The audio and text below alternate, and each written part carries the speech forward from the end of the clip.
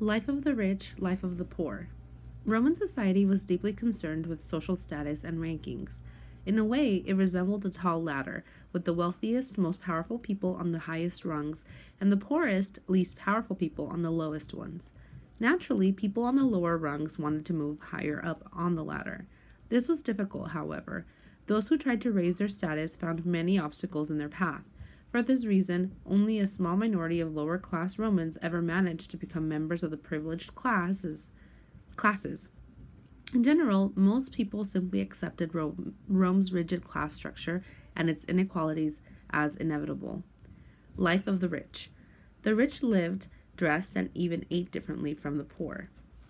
In the city, rich Romans built their townhouses as far as possible from the noisy, narrow streets of the poor. From the outside, their homes often looked plain, but inside they were costly and comfortable, with pools and gardens. The rich filled their houses with furniture made of bronze, ivory, and rare wood. Brightly painted walls were decorated with murals. Many wealthy Romans also had huge country estates called villas. Only the children of the rich went to school. They started at about age 6, and most left school by age 12. Boys and girls attended separate schools. Girls finished their schooling before boys and began preparing for marriage. Some boys continued studying and became the empire's leading citizens. At 14, Roman boys took part in a special ceremony marking the end of childhood. Inside a wealthy Roman's home was a series of rooms built around a central courtyard. The courtyard was called an atrium. The home might have a garden, a dining room, several bedrooms, and a kitchen where slaves did the cooking. In the evenings, wealthy Romans invited their friends over for cena, or dinner, which was the main meal of the day.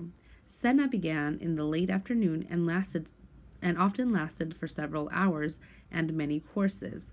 The diners relaxed on long couches. Diners relaxed on long couches covered in cushions, while slaves poured wine and honeyed water from delicate glass flasks. Guests might enjoy ostrich, jellyfish, flamingo, mouse, and other delicacies cooked by their slaves. For dessert, they ate cakes sweetened with honey. Trays of apples, pears, olives, and all kinds of fruits covered the tables. Life of the poor. The poor lived in the dirtiest, noisiest, most crowded parts of the city.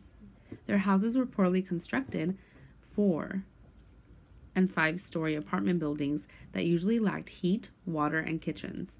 Living in these tall, narrow buildings was often dangerous. Most were so badly made that sooner or later they collapsed. Walls cracked or roofs fell in, and fire was a constant danger. The rooms of the poor had little furniture, perhaps only a chair or stool and a bed. Few poor children learned to read or write. The working man's diet differed from that of the rich. Breakfast was a light meal of cheese and stale bread dipped in wine, but poorer families most likely ate nothing at all before going to work. Families who lived in apartments had no place to cook. As a result, the poor ate cooked meats and other hot foods at stalls, or they bought cooked food to take home. Number 1. Reread paragraph 1. Which image would best match the author's description of money and power in Roman society? A. A treasure chest full of money. B. A family that shares everything. C. A ladder that is hard to climb. D. A party of rich people wearing nice clothes. Number 2. How does the author organize most of the information presented in this text? A. The author compares the life of the rich and life of the poor by describing each in different sections. B. The author describes the problem of being poor in one section and presents the Roman solution in the next section. C. The author explains the steps a Roman person could take to become rich and successful.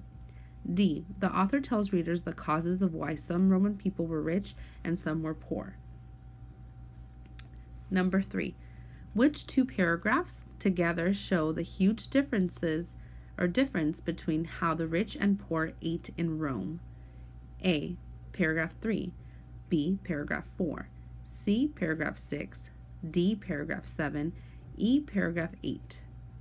Number 4. What was the Romans' word for dinner? A. Atrium. B. Cena. C. Villa. D. Jellyfish.